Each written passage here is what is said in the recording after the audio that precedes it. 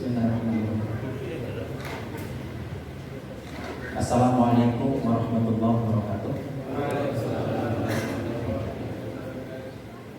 Alhamdulillahilladzi arsala rasulahu bil huda wa dinil haqq liyudhhirahu 'ala ad-dini kullihi wa kafaa billahi shahida.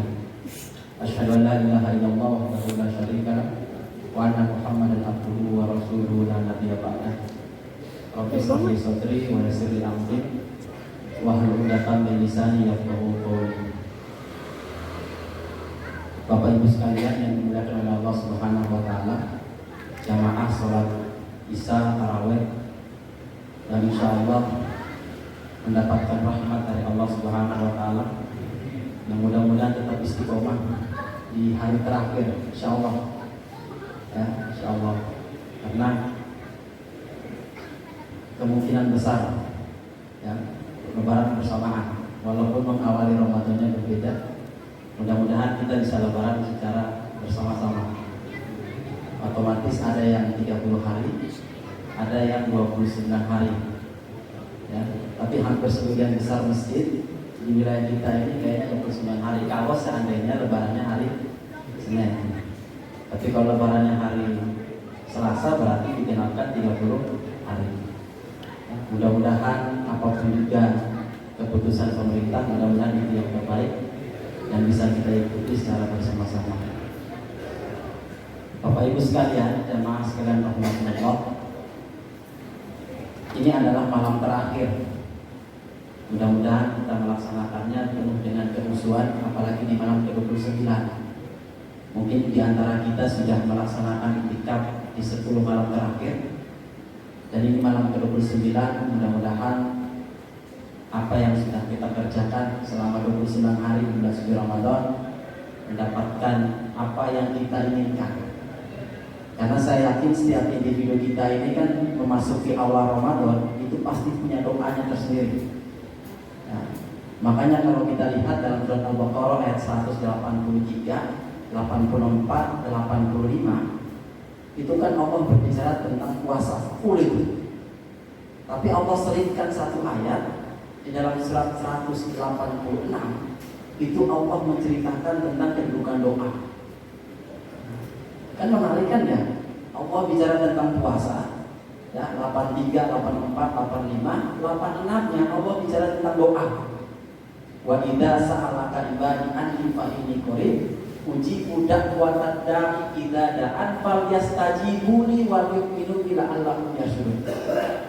Kata Allah kan, Muhammad, kalau ada yang bertanya tentangku, maka kamu bilang saja aku dekat dengan kalian. Bahkan aku lebih dekat dari urat nadi mereka.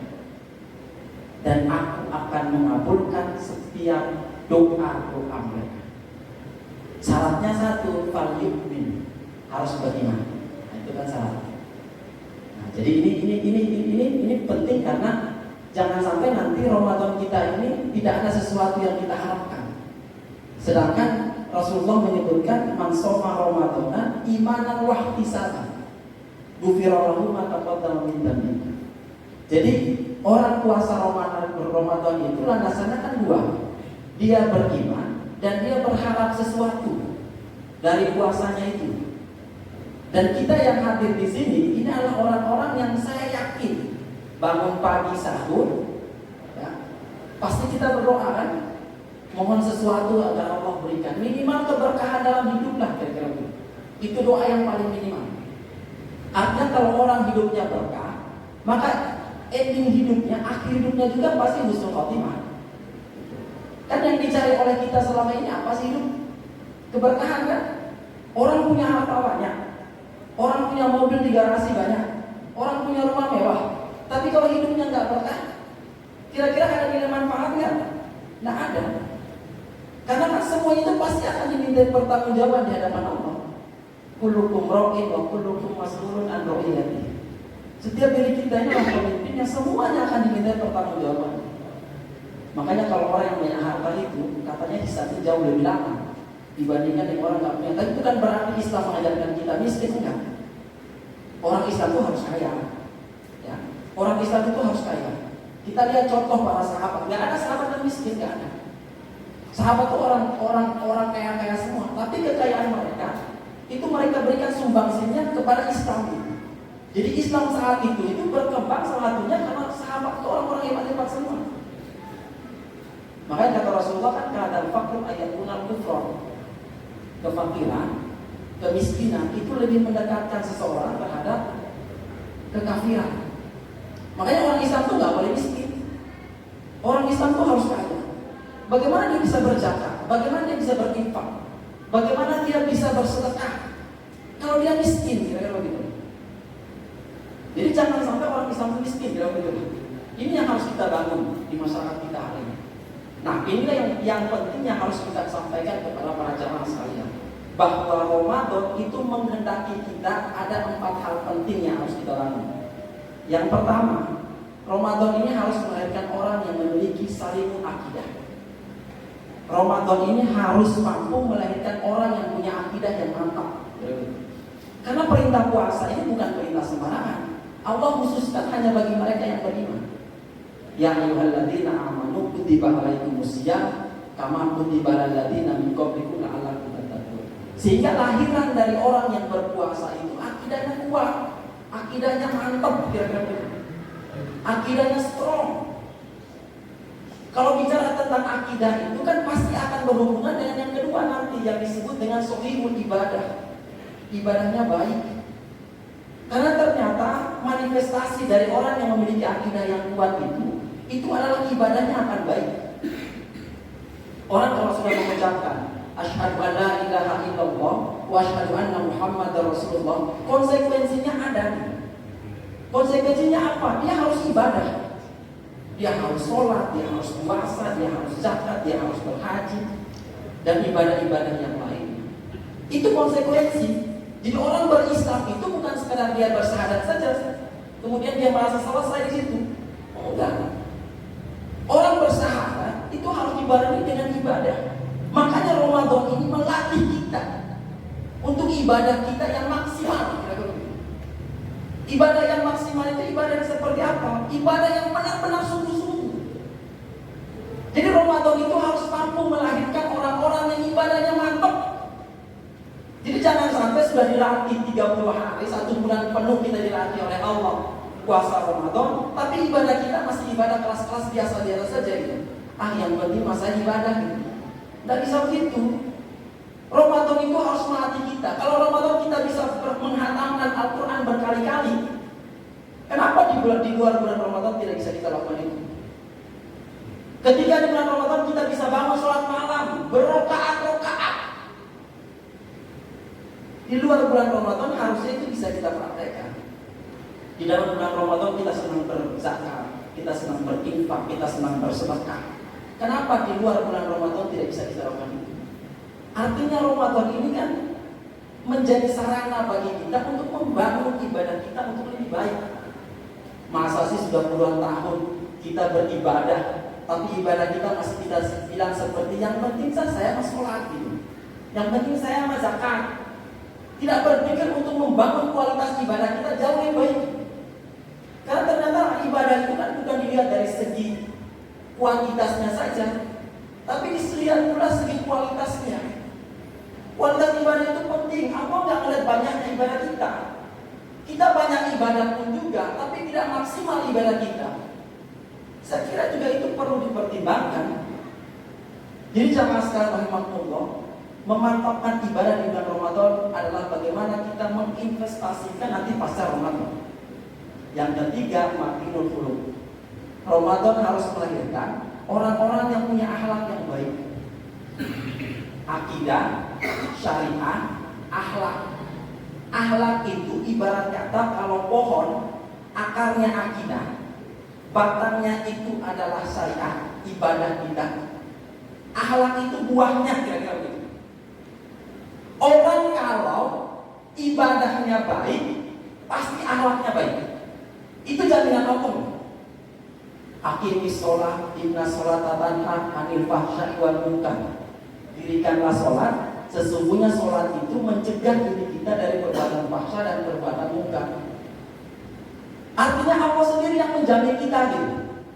Kalau kamu sholatnya baik, maka sholat kamu itu akan tertuang dalam perilaku kita.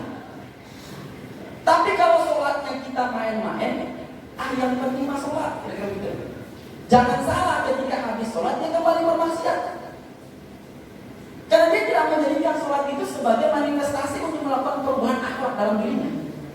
Kan banyak kan di antara kita seperti ini. Sholatnya baik, ya, sholatnya lancar, 5 waktu di masjid, tapi ketika dia berhubungan interaksi dengan sesama tetangganya, tidak ada yang benar itu kira-kira gitu. Pertanyaannya, apakah sholat kita itu punya nilai nggak? Karena ternyata akhlak itu kan berhubungan nanti dengan aktivitas muamalah kita. Akhlak itu berhubungan dengan muamalah kita.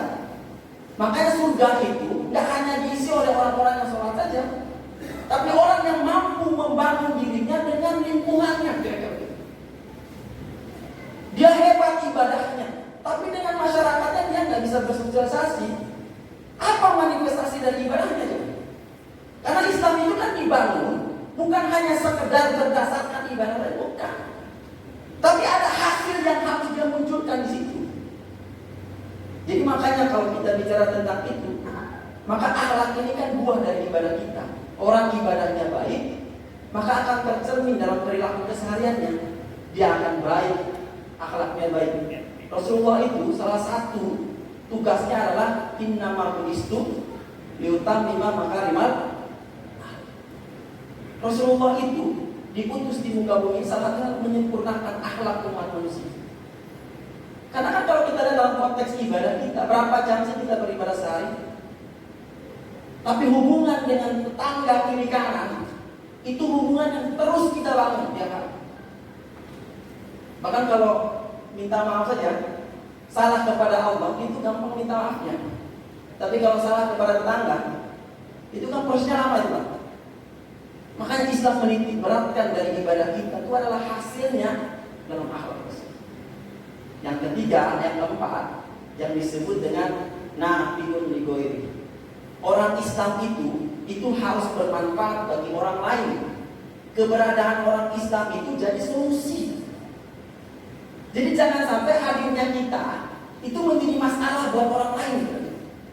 Sehingga ketika kita tidak ada, orang lain merasa bahagia. Alhamdulillah, untung dia nggak ada.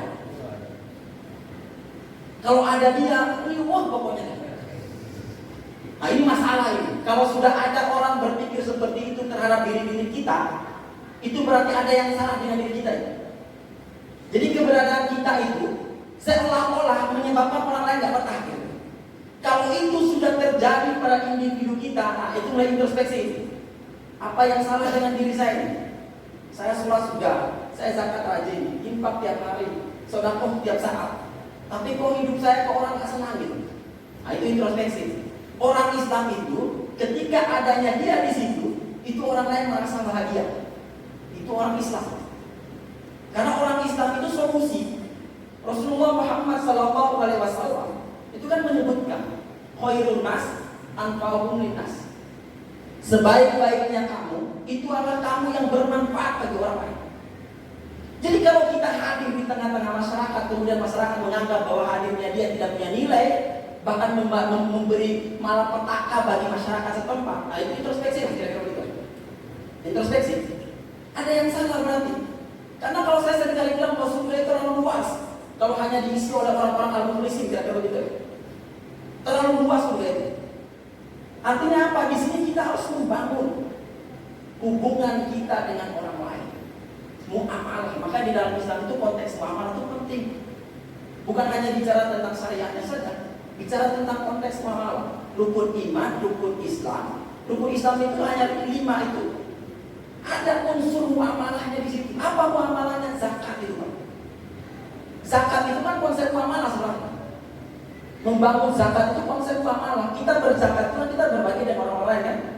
Nah, itu yang harus kita lakukan. Makanya ada satu hal yang menarik, yakni Islam itu bukan hanya membangun kesalehan secara sosial, secara individu, tapi Islam pun juga membangun kesalehan secara sosial. Jadi soleh itu nggak boleh sendiri, Pak. Jangan jadi orang yang pengen masuk ke sendiri, gitu. Harus ajak-ajak. Karena surga terlalu luas. Kalau hanya diisi oleh satu dua orang kira. Sehingga kita tuh harus memantapkan kembali bahwa harus dibangun yang disebut dengan kesalehan sosial. Ini yang harus kita bangun. Artinya itu konteksnya dakwah itu di situ kan, mengajak orang kan seperti itu. Yang mudah-mudahan Allah Subhanahu wa taala menjadikan Ramadan kita yang sudah di hitungan terakhir ini sebagai Ramadan yang terbaik, dan Allah berikan kebaikan-kebaikan kepada kita, dan mudah-mudahan kita husnul khotimah dalam hal ibadah Ramadan. Ya, husnul khotimah. Mudah-mudahan Allah menerima amalan Ramadan kita, jadikan Ramadan yang terbaik dalam hidup kita, dan juga Allah berikan panjang umur kita untuk menutup Ramadan ini dengan ibadah yang terbaik. Akhirul kalam, assalamualaikum warahmatullahi wabarakatuh.